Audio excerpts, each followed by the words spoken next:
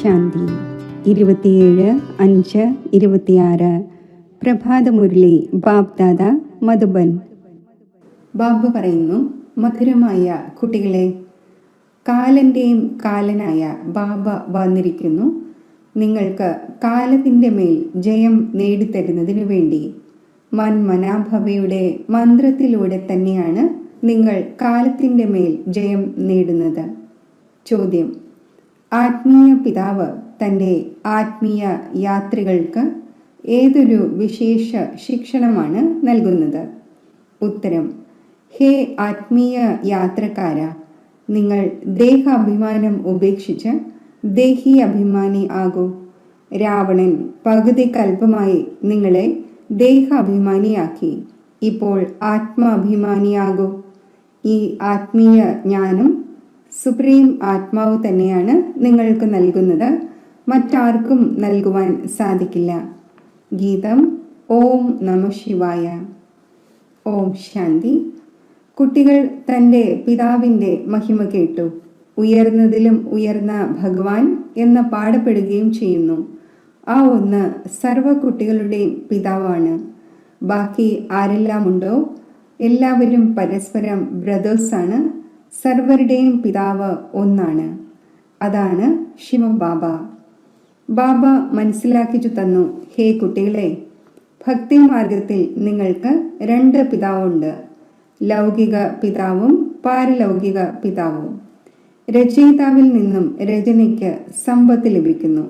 അതാണ് പരിധിയുള്ള സമ്പത്ത്. ഇതാണ് പരിധിയില്ലാത്ത സമ്പത്ത്. പരിധിയില്ലാത്ത ബാബ ഒന്നേ ഉള്ളൂ. ആ ഒന്നിലൂടെ പരിധിയില്ലാത്ത സമ്പത്ത് ലഭിക്കുന്നു. അത് നിരാകാരമാണ്.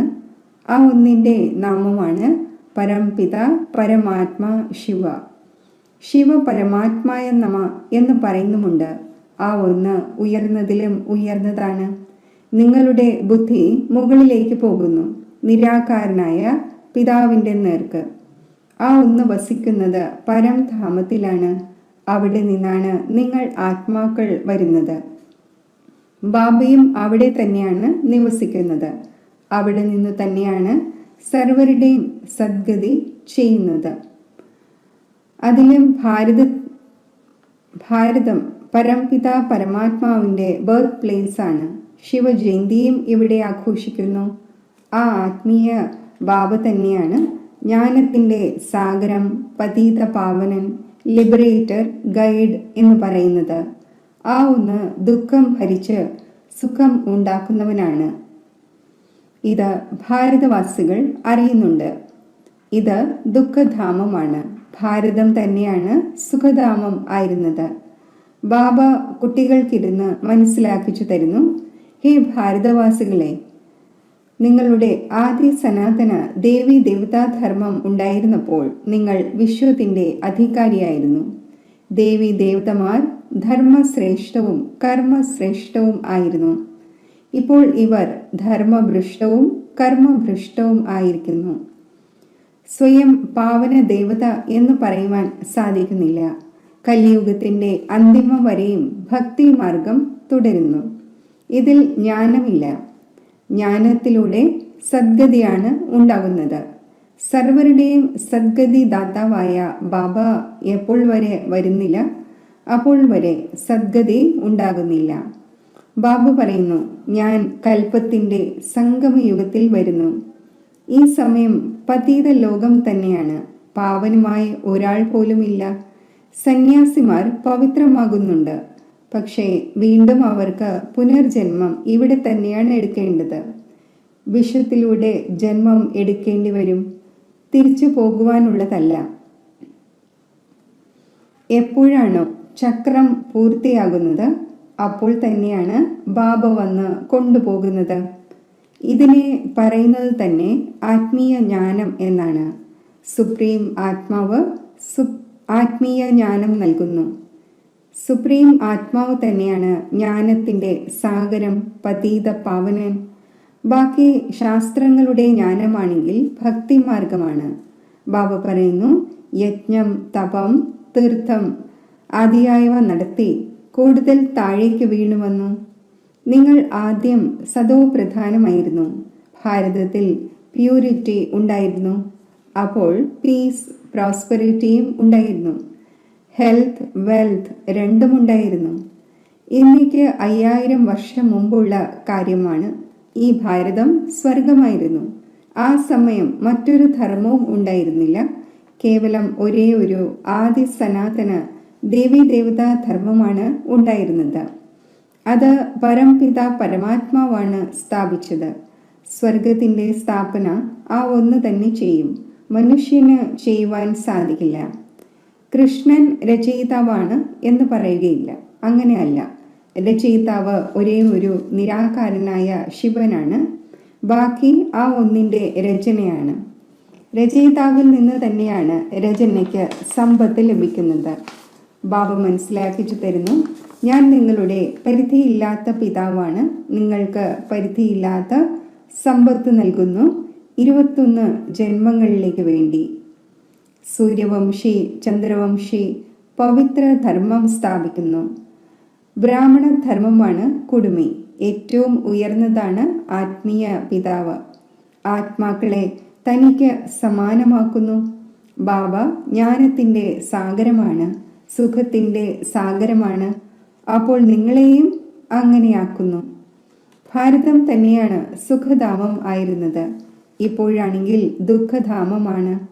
ബാബ എങ്ങനെയാണ് വരുന്നത് ഇതാർക്കും തന്നെ അറിയില്ല. സത്യയുഗത്തിൻ്റെ ആദ്യം മുതൽ കലിയുഗത്തിൻ്റെ അന്തിമം വരെയുള്ള ഈ മുഴുവൻ ഹിസ്റ്ററിയും ജോഗ്രഫിയും ഭാരതത്തിൻ്റെതാണ്. ഈ ലക്ഷ്മി നാരായണൻ എത്ര ഹെൽത്തിയും വെൽത്തിയുമായിരുന്നു. ഒരിക്കലും രോഗബാധിതർ ആകുമായിരുന്നില്ല. ഇപ്പോൾ കാലത്തിൻ്റെ മേൽ വിജയം നേടുന്നതിൻ്റെ ശിക്ഷണം എടുത്തുകൊണ്ടിരിക്കുന്നു. ആരെയാണോ കാലൻ്റെയും കാലൻ, മഹാകാലൻ എന്ന് പറയുന്നത്, ആ ഒന്ന് നിങ്ങൾക്ക് കാലത്തിൻ്റെ മേൽ വിജയം നേടിത്തരുന്നു. നാമവും കേട്ടിട്ടുണ്ട്, ശിവായ നമ. പരമാത്മാവ് സർവവ്യാപിയാണ്. നായയിലും പൂച്ചയിലുമുണ്ട് എന്നൊന്നും നിങ്ങൾ പറയുകയില്ല. ഇതിനെയാണ് ധർമ്മത്തിൻ്റെ ഗ്ലാനി എന്ന് പറയുന്നത്. ബാബയുടെയും ഗ്ലാനി ചെയ്യുന്നു. ഇപ്പോൾ ഇത് കൽപ്പത്തിൻ്റെ സംഗമ സമയമാണ്. ഈ സമയത്ത് തന്നെയാണ് വിനാശകാലെ വിപരീത ബുദ്ധി എന്ന് പറയുന്നത്. ഇപ്പോൾ വിനാശം മുന്നിൽ നിൽക്കുന്നു. ഗീതയിലും എഴുതിയിട്ടുണ്ട്. യാദവരും കൗരവരും പാണ്ഡവരും എന്താണ് ചെയ്തത്? സർവശാസ്ത്രമയി ശിരോമണി ശ്രീമദ് ഭഗവത്ഗീതയാണ്. ആ ഒന്നിൽ നിന്ന് തന്നെയാണ് പിന്നെ മറ്റു ശാസ്ത്രങ്ങൾ വന്നത്. നിങ്ങൾക്കറിയാം, ഗീതയാണ് ഡെയിറ്റി ധർമ്മത്തിൻ്റെ ശാസ്ത്രം. ബാബ പറയുന്നു, ഞാൻ വരുന്നു, നിങ്ങളെ ശൂദ്രനിൽ നിന്നും ബ്രാഹ്മണനാക്കുന്നു, വീണ്ടും ദേവി ദേവതയാക്കുന്നു. പിന്നെ നിങ്ങൾ ക്ഷത്രിയനും വൈശ്യനും ശൂദ്രനും ആകുന്നു. ബാബ മനസ്സിലാക്കിച്ചു തരുന്നു, നിങ്ങൾ 84 ജന്മം എങ്ങനെയാണ് എടുക്കുന്നത്? ഏറ്റവും അധികം ജന്മം തീർച്ചയായും എടുക്കുന്നത് ആരാണോ ആദ്യം സത്യയുഗത്തിൽ വരുന്നത് അവരാണ്. മാക്സിമം നിങ്ങൾ ഭാരതവാസികൾ 84 ജന്മങ്ങൾ എടുത്തിട്ടുണ്ടായിരുന്നു. മിനിമം 1 ജന്മം. ഇതും ബാബ ഇരുന്ന് മനസ്സിലാക്കിച്ചു തരുന്നു. ബാബയല്ലാതെ ആരെയും ജ്ഞാനത്തിൻ്റെ സാഗരം എന്ന് പറയുന്നില്ല. പതീത പാവനൻ ജ്ഞാനസാഗരം എന്ന് പറയുമ്പോൾ ബുദ്ധി മുകളിലേക്ക് പോകുന്നു. ബാബ തന്നെയാണ് സർവരെയും ലിബറേറ്റ് ചെയ്ത് തിരികെ കൊണ്ടുപോകുന്നത്. സർവരുടെയും സദ്ഗതി ദാതാവ് ഒരേ ഒരു ബാബയാണ്. ശരി, പിന്നെ സർവരുടെയും ദുർഗതി എങ്ങനെ ഉണ്ടാകുന്നു? ആരാണ് ചെയ്യുന്നത്? സദ്ഗതി എന്ന് സത്യയുഗത്തെയും ദുർഗതി എന്ന് കലിയുഗത്തെയും പറയുന്നു. ബാബ പറയുന്നു, ഞാൻ കൽപ്പകൽപ്പങ്ങളിൽ കുട്ടികളായ നിങ്ങൾക്ക് വന്ന് സദ്ഗതി നൽകുന്നു. കുട്ടികളായ നിങ്ങൾ മുഴുവൻ വേൾഡിൻ്റെയും ഹിസ്റ്ററിയും ജോഗ്രഫിയും അറിയുന്നു. സ്കൂളിലാണെങ്കിൽ പകുതി ഹിസ്റ്ററിയും ജോഗ്രഫിയുമാണ് പഠിപ്പിക്കുന്നത്. സത്യയുഗത്തിലും ത്രേതായിലും ആരാണ് രാജ്യം ഭരിച്ചിരുന്നത് ആർക്കും അറിയില്ല. ചിത്രങ്ങൾ തീർച്ചയായും ഉണ്ട്. ഈ ലക്ഷ്മി നാരായണൻ രാജ്യം ഭരിച്ചിരുന്നു. എത്ര സമയം ആ രാജധാനി തുടർന്നു? ഇത് നിങ്ങൾക്ക് പറഞ്ഞു കൊടുക്കാൻ സാധിക്കും. ക്രിസ്ത്യൻ ഡിനൈസ്റ്റി 2000 വർഷം തുടർന്നു. ബൗദ്ധ ഡിനൈസ്റ്റി ഇത്രയും സമയം നടന്നു. ഇസ്ലാമി അതിനു മുമ്പ് പിന്നെ ചന്ദ്രവംശികളായിരുന്നു. അത് 1250 വർഷം നടന്നു. സത്യയുഗത്തിലും ത്രേതായിലും സൂര്യവംശിയും ചന്ദ്രവംശിയുമാണ് ഉണ്ടായിരുന്നത്. മറ്റൊരു ധർമ്മവും ഉണ്ടായിരുന്നില്ല. നിങ്ങൾ തന്നെയാണ് സൂര്യവംശിയും ചന്ദ്രവംശിയും ആകുന്നത്. ഇപ്പോൾ വീണ്ടും ബ്രാഹ്മണവംശി ആയിരിക്കുന്നു. ഈ മുഴുവൻ നാടകവും ഭാരതത്തിൽ തന്നെയാണ് തയ്യാറാക്കപ്പെട്ടിരിക്കുന്നത്. ഭാരതം തന്നെയാണ് ഹെല്ലും ഹെവനും ആകുന്നത്. മറ്റു ധർമ്മങ്ങളെക്കുറിച്ച് പറയുകയില്ല. അവരാണെങ്കിൽ ഹെവനിൽ ഉണ്ടായിരിക്കുന്നില്ല. ആരെങ്കിലും മരിക്കുകയാണ് എങ്കിൽ സ്വർഗവാസിയായി എന്ന് പറയുന്നു. എന്നാൽ മനസ്സിലാക്കുന്നില്ല. നരകവാസികൾ ആണെങ്കിൽ നരകത്തിൽ തന്നെയാണ് ജന്മമെടുക്കേണ്ടി വരുന്നത്. സ്വർഗവാസികൾ സ്വർഗത്തിൽ തന്നെ പുനർജന്മം എടുക്കും. കുട്ടികളായി നിങ്ങൾ മനസ്സിലാക്കുന്നു, ഈ ലക്ഷ്മി നാരായണൻ സ്വർഗവാസിയായിരുന്നു. അവർ ഈ രാജധാനി എങ്ങനെ നേടി? 1,00,000 വർഷങ്ങളുടെ കാര്യം ഓർമ്മയിലിരിക്കുക സാധ്യമല്ല. സത്യയുഗത്തിൽ ഈ ശാസ്ത്രവും മറ്റും ഉണ്ടായിരിക്കുന്നില്ല. ഇത് മുഴുവനും ഭക്തിയുടെ സാമഗ്രിയാണ്. പടികൾ താഴെ ഇറങ്ങുക തന്നെ വേണം. സതോ പ്രധാനത്തിൽ നിന്നും സതോ രജോ തമോയിലേക്ക് ഈ പടി ഇറങ്ങുന്നതിന് 5000 വർഷം എടുക്കുന്നു. സത്യയുഗത്തിൽ 16 കല സമ്പൂർണവും പിന്നെ ത്രേതായിൽ 2 കല കുറവും. ആത്മാവിൽ വെള്ളിയുടെ കലർപ്പു ചേർന്നു. കോപ്പർ ഏജിൽ വരുമ്പോൾ കോപ്പറിന്റെ കലർപ്പ് ചേരുന്നു. ഈ സമയം തീർത്തും തമോ പ്രധാനമാണ്. ആത്മാവിൽ തന്നെയാണ് കലർപ്പ് ചേരുന്നത്. നിങ്ങൾ തന്നെയാണ് പൂർണ്ണമായും 84 ജന്മങ്ങൾ എടുക്കുന്നത്. ഇത് ആത്മീയ പിതാവായ ശിവ് ബാബ വന്ന് ആത്മീയ കുട്ടികൾക്ക് മനസ്സിലാക്കിച്ചു തരുന്നു. നിങ്ങൾക്ക് ഇപ്പോൾ ആത്മാഭിമാനി ആകേണ്ടതുണ്ട്. രാവണന്റെ പ്രവേശനം ഉണ്ടാകുന്നതിലൂടെ എല്ലാവരും ദേഹാഭിമാനിയായി മാറുന്നു. ഇപ്പോൾ സ്വയം ആത്മാവാണ് എന്ന് മനസ്സിലാക്കണം. നമ്മൾ തന്നെയാണ് 84 ജന്മമെടുത്ത് ഭിന്ന ഭിന്ന പാർട്ട് അഭിനയിച്ചു വന്നത്. ഇപ്പോൾ 84ന്റെ ചക്രം പൂർത്തിയായി. ഇപ്പോഴാണെങ്കിൽ ശരീരവും ജീർണിച്ചു പോയിരിക്കുന്നു. ദ്വാപര മുതൽ രാവണ രാജ്യം നടക്കുന്നു. സത്യയുഗത്തിൽ രാമരാജ്യമാണ്. സത്യയുഗത്തിൽ നിങ്ങൾ ആത്മാഭിമാനി ആയിരുന്നു. ദ്വാപര കലിയുഗത്തിൽ നിങ്ങൾ ദേഹാഭിമാനിയായി മാറുന്നു. ആത്മാവിനെയോ പരമാത്മാവിനെയോ അറിയുന്നില്ല. ബാബ മനസ്സിലാക്കിച്ചു തരുന്നു, ആത്മാവ് ഒരു സ്റ്റാറാണ്. ബ്രിഗുഡിയുടെ മധ്യത്തിൽ അത്ഭുത നക്ഷത്രം തിളങ്ങുന്നു. അതിനെ ദിവ്യദൃഷ്ടിയില്ലാതെ കാണുവാൻ സാധിക്കില്ല. അത് തീർത്തും സൂക്ഷ്മമാണ്. ആത്മാവ് തന്നെയാണ് ഒരു ശരീരം ഉപേക്ഷിച്ച് മറ്റൊന്നെടുക്കുന്നത്. നമ്മൾ ആത്മാവ് 84 ജന്മമെടുത്തു. പരംപിത പരമാത്മാവും ബിന്ദുവാണ്. ആ ഒന്നിനെ തന്നെയാണ് ജ്ഞാനത്തിൻ്റെ സാഗരം, പതീത പാവനൻ, നോളജ്ഫുൾ എന്ന് പറയുന്നത്. പരംപിത പരമാത്മാവിൽ സൃഷ്ടിയുടെ ആദിമധ്യ അന്ത്യത്തിൻ്റെ ജ്ഞാനമുണ്ട്. ബീജരൂപം ആയത് കാരണം ആ ഒന്നിനെ സച്ചിത് ആനന്ദ സ്വരൂപം എന്ന് പറയുന്നു. ബാബയിൽ ഏതൊരു ജ്ഞാനമുണ്ടോ അത് തീർച്ചയായും കേൾപ്പിക്കേണ്ടി വരും. ഇതാണ് സ്പിരിച്വൽ നോളജ്. എല്ലാ ആത്മാക്കളുടെയും പിതാവ് വന്ന് ആത്മാക്കളെ പഠിപ്പിക്കുന്നു. നിങ്ങൾക്ക് ആത്മാഭിമാനി ആകേണ്ടതുണ്ട്. ശിവ് ബാബ നമ്മളെ പഠിപ്പിക്കുന്നു. ആ ഒന്ന് നോളജ്ഫുള്ളാണ്. ബാബ തന്നെ വന്ന് സ്വർഗത്തിൻ്റെ രചന രചിക്കുന്നു. നിങ്ങളെ സ്വർഗത്തിന് യോഗ്യരാക്കി മാറ്റുന്നു. ഈ സൃഷ്ടിചക്രത്തിൻ്റെ രഹസ്യം ഒരു മനുഷ്യനും അറിയുന്നില്ല. ബാബയെ തന്നെ അറിയാത്തത് കാരണം ഭാരതത്തിന് ഈ അവസ്ഥ ഉണ്ടായിരിക്കുന്നു. ഭാരതത്തിൽ പ്യൂരിറ്റി ഉണ്ടായിരുന്നു. അപ്പോൾ പീസും പ്രോസ്പെറിറ്റിയും ഉണ്ടായിരുന്നു. ഇപ്പോഴാണെങ്കിൽ നരകം തന്നെയാണ്. പിന്നെ ആർക്കെങ്കിലും സ്വർഗത്തിലേക്ക് എങ്ങനെ പോകുവാൻ സാധിക്കും? തീർത്തും കല്ല് ബുദ്ധിയായിപ്പോയി. ബാബു പറയുന്നു, ഞാൻ കുട്ടികൾക്ക് വേണ്ടി ഏതെങ്കിലും സമ്മാനം കൊണ്ടുവരും. നിങ്ങളെ സ്വർഗത്തിൻ്റെ അധികാരിയാക്കുന്നു. ആരാണോ കഴിഞ്ഞ കൽപ്പം സമ്പത്ത് നേടിയത് അവർ തന്നെ ഇപ്പോൾ നേടും. മനുഷ്യനിൽ നിന്നും ദേവതയാകും. വാസ്തവത്തിൽ എല്ലാവരും പ്രജാപിത ബ്രഹ്മാവിൻ്റെ കുട്ടികളാണ്. ഇപ്പോൾ ബ്രഹ്മാവിലൂടെ ശിവ് ബാബ രചന രചിച്ചുകൊണ്ടിരിക്കുന്നു. കുമാരി ആയിക്കൊണ്ടിരിക്കുന്നു. ശിവ് ബാബയിൽ നിന്നും സമ്പത്ത് നേടുന്നതിനായി പുരുഷാർത്ഥം ചെയ്യണം.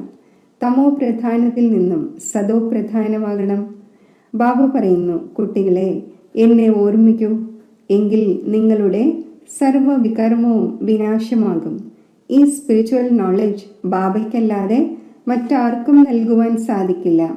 ആത്മീയ അച്ഛൻ തന്നെയാണ് ആത്മാക്കൾക്ക് നോളജ് നൽകുന്നത്. നിങ്ങൾ ആത്മീയ യാത്ര ചെയ്യുന്നു. ദേഹാഭിമാനത്തെ ഉപേക്ഷിച്ച് ദേഹി അഭിമാനി ആകുന്നു. ആത്മാവ് അവിനാശിയാണ്. ആത്മാവിൽ തന്നെയാണ് പാർട്ട് നിറഞ്ഞിരിക്കുന്നത്. ആത്മാവ് എങ്ങനെയാണ് 84 ജന്മങ്ങളുടെ പാർട്ട് അഭിനയിക്കുന്നത് ഇപ്പോൾ അറിയുന്നു. നമ്മൾ സൂര്യവംശിയായിരുന്നു, പിന്നെ ചന്ദ്രവംശിയായി, വീണ്ടും നമുക്ക് സൂര്യവംശിയാകണം. ഇപ്പോൾ ബാബ സദോ പ്രധാനമാകാനുള്ള ശിക്ഷണം നൽകുന്നു. എന്നെ മാത്രം ഓർമ്മിക്കൂ. ഭഗവാൻ ഉവാച, ഗീതയുടെ ഭഗവാൻ ശിവബാബയാണ്, അല്ലാതെ ശ്രീകൃഷ്ണനല്ല. കൃഷ്ണന്റെ ആത്മാവും ഇപ്പോൾ പഠിച്ചുകൊണ്ടിരിക്കുകയാണ്. ശരി, മധുരമധുരമായ സിഖിലതെ കുട്ടികൾക്ക് മാതാവും പിതാവുമായ ബാബ് ദാദയുടെ സ്നേഹസ്മരണകൾ. Good morning. ആത്മീയ അച്ഛൻ്റെ ആത്മീയ കുട്ടികൾക്ക് നമസ്തേ. ധാരണയ്ക്കുള്ള മുഖ്യസാരം: ആത്മീയ യാത്ര ചെയ്യുകയും ചെയ്യിക്കുകയും വേണം. സ്വയം തന്നെ സദോ പ്രധാനം ആക്കുന്നതിനായി ഒരു ബാബയെ ഓർമ്മിക്കണം. ആത്മാഭിമാനി ആകുന്നതിൻ്റെ പരിപൂർണ പുരുഷാർത്ഥം ചെയ്യണം. കാലത്തിൻ്റെ മേൽ വിജയം നേടുന്നതിനായി ബാബയുടെ ശിക്ഷണങ്ങൾ ശ്രദ്ധയിൽ വയ്ക്കണം. സ്വയം ആത്മാവാണ് എന്ന് മനസ്സിലാക്കി ആത്മാക്കൾക്ക് ജ്ഞാനം നൽകണം. വരദാനം: ബാബ് ദാദയുടെ കർത്തവ്യത്തെ തൻ്റെ ലക്ഷ്യം ആക്കുന്ന മാസ്റ്റർ മര്യാദ പുരുഷോത്തമനായി ഭവിക്കട്ടെ. സ്വയം പ്രയത്നിക്കുമെങ്കിൽ ലഹരി കയറും എന്ന് പറയാറുണ്ട്. മറ്റുള്ളവരുടെ സമ്പാദ്യത്തിലേക്ക് ഒരിക്കലും കണ്ണുകൾ പോകുവാൻ പാടില്ല. മറ്റുള്ളവരുടെ ലഹരിയെ ലക്ഷ്യം ആക്കുന്നതിന് പകരം ബാബ് ദാദയുടെ ഗുണത്തെയും കർത്തവ്യത്തെയും ലക്ഷ്യമാക്കൂ. ബാബ് ദാദയോടൊപ്പം അധർമ്മത്തിൻ്റെ വിനാശത്തിൻ്റെയും സത്യധർമ്മത്തിൻ്റെ സ്ഥാപനയുടെയും കർത്തവ്യത്തിൽ സഹായിയാകൂ. അധർമ്മം വിനാശം ചെയ്യുന്നവർക്ക് അധർമ്മത്തിൻ്റെ കാര്യമോ ദൈവിക മര്യാദ ലംഘിക്കുന്നതിൻ്റെ കാര്യമോ ചെയ്യുവാൻ സാധിക്കില്ല. അവർ മാസ്റ്റർ മര്യാദ പുരുഷോത്തമൻ ആയിരിക്കും. സ്ലോഗൻ: നോളജ്ഫുൾ ആയി വ്യർത്ഥ ചോദ്യങ്ങളെ സ്വാഹ ചെയ്യൂ, അപ്പോൾ സമയം ലാഭിക്കാം. മാതേശ്വരിജിയുടെ അമൂല്യ മഹാവാക്യം: ആരുടെ കൂട്ടുകാരനാണോ ഭഗവാൻ, അവരെ ഏത് കൊടുങ്കാറ്റുകൾ തടയുവാനാണ്? നോക്കൂ, ഈ ഗീതം തെളിയിക്കുന്നത് ആത്മാവും പരമാത്മാവും 2 വസ്തുവാണ് എന്നാണ്, അല്ലാതെ ഈശ്വരൻ സർവവ്യാപിയാണ് എന്നല്ല. കാരണം ആരുടെ കൂട്ടുകാരനാണോ ഈശ്വരൻ, ആ ഈശ്വരൻ ഉണ്ടായിരിക്കുമ്പോഴും സൃഷ്ടിയിൽ ഇത്രയും ദുഃഖം എന്തുകൊണ്ട്? മനുഷ്യർ ഇത്രയും ദരിദ്രവും ആവശ്യക്കാരും ആയിരിക്കുന്നത് എന്തുകൊണ്ട്? പരമാത്മാവാണെങ്കിൽ സുഖസ്വരൂപമാണ്. അപ്പോൾ സർവവ്യാപിയായ പരമാത്മാവ് എന്ന് പറയുന്നത് പരമാത്മാവിനെ ഇൻസൾട്ട് ചെയ്യുന്നത് പോലെയാണ്. ഭഗവാൻ ഹാജരായിരിക്കുമ്പോൾ ലോകം സുഖസ്വരൂപം ആയിരിക്കേണ്ടതാണോ അതോ ദുഃഖരൂപമോ? പിന്നെ പരമാത്മാവിനെ വിളിക്കേണ്ട എന്താവശ്യം? അതിനാൽ ഈ സമയം മായയാണ് സർവവ്യാപി, അല്ലാതെ പരമാത്മാവല്ല ഹാജരായിരിക്കുന്നത്.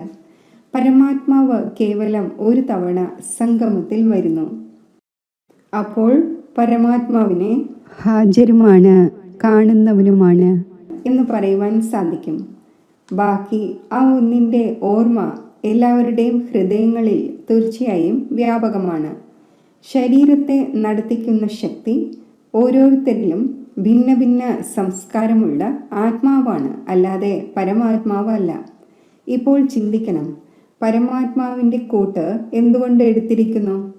ഈ മായയുടെ കൊടുങ്കാറ്റിൽ നിന്നും മറികടന്നു പോകുവാനാണ്. അപ്പോൾ തീർച്ചയായും മായയുടെ ഒരു കൊടുങ്കാറ്റുണ്ട്. അതിൽ നിന്നും മറികടക്കുവാൻ വേണ്ടിയാണ് ആ പരമാത്മാവിൻ്റെ കൂട്ട് ആത്മാക്കളായ നമ്മൾ യാചിക്കുന്നത്. അഥവാ പരമാത്മാവ് ഹാജരാണ് എങ്കിൽ മായയുടെ കുഴപ്പങ്ങൾ ഉണ്ടാകുമായിരുന്നില്ല. പരമാത്മാവിൻ്റെ കൂട്ടുകെട്ട് എടുക്കുന്നതിന് വേണ്ടി ഓർമ്മിക്കേണ്ടിയും വരുമായിരുന്നില്ല. അപ്പോൾ നമ്മൾ ആത്മാക്കൾക്കും പരമാത്മാവിനും രണ്ടുപേർക്കും ഈ കളിയിൽ പാർട്ടുണ്ട്.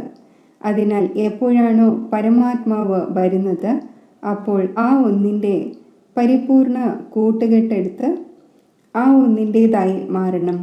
അപ്പോൾ തന്നെയാണ് മായയുടെ കൊടുങ്കാറ്റിൽ നിന്നും മുക്തി നേടുന്നത്.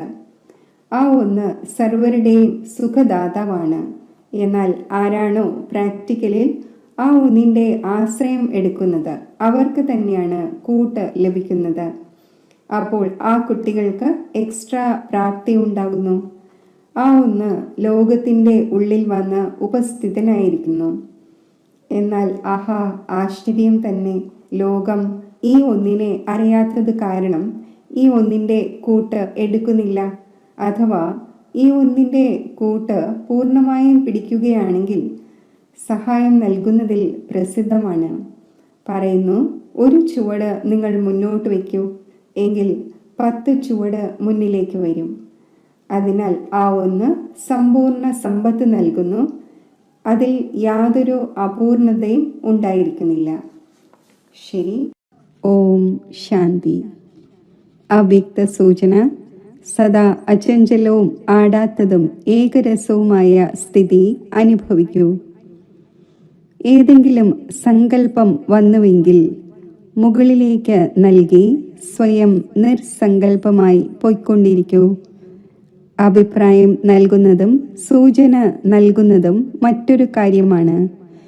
ചഞ്ചലതയിൽ വരുന്നത് മറ്റൊരു കാര്യമാണ്. അപ്പോൾ സദാ ഏകരസം. സങ്കല്പം നൽകി നിർസങ്കല്പം ആയി. എനിക്ക് കർമ്മേന്ദ്രിയ ജീത് ആകണം എന്ന് സദാ ശ്രദ്ധ ഉണ്ടായിരിക്കട്ടെ. ഏതെങ്കിലും ഒരു കർമ്മേന്ദ്രിയത്തിൻ്റെ ആകർഷണം പോലും ഒരു ബാബയുടേതാകുവാൻ അനുവദിക്കില്ല. ഏകരസ സ്ഥിതിയിൽ സ്ഥിതി ചെയ്യുവാൻ അനുവദിക്കില്ല. ഓം ശാന്തി.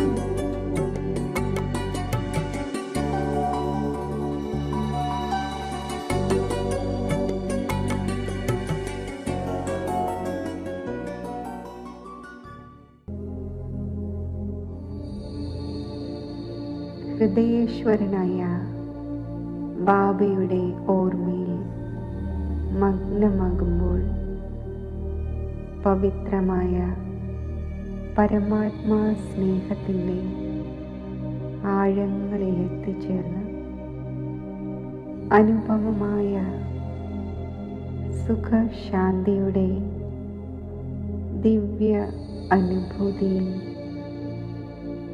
ഞാൻ ആത്മാവ് ലയിച്ചിരിക്കുകയാണ്.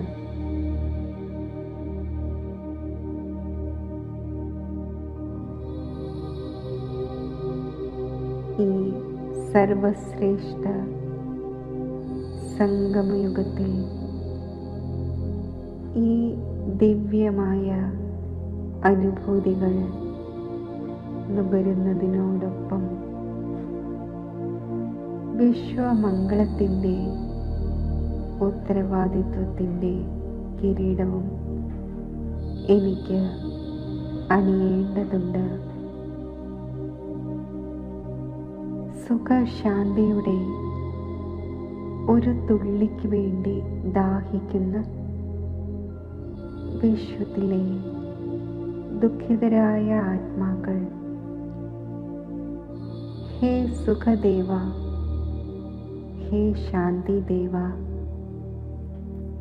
സുഖത്തിൻ്റെ ശാന്തിയുടെ ഒരു തുള്ളിയെങ്കിലും ഞങ്ങൾക്ക് തരൂ എന്ന് വിളിക്കുന്നു.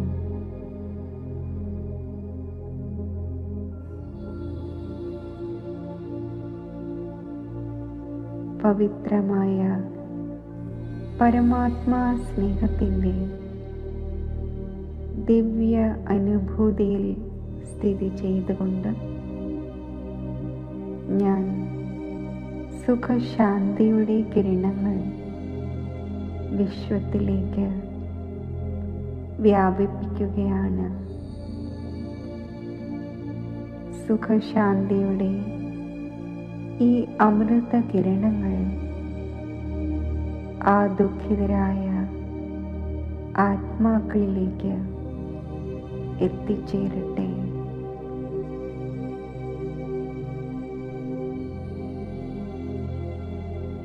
ഈ അമൃത കിരണങ്ങൾ ആ ദുഃഖിതരായ ആത്മാക്കളെ സ്പർശിച്ച് അവരെ ദുഃഖങ്ങളിൽ നിന്നും മുക്തമാക്കട്ടെ. സുഖശാന്തിയുടെ ഈ അമൃത കിരണങ്ങൾ പ്രാപ്തമാക്കി അവർ സന്തോഷമുള്ളവരായി തീരട്ടെ.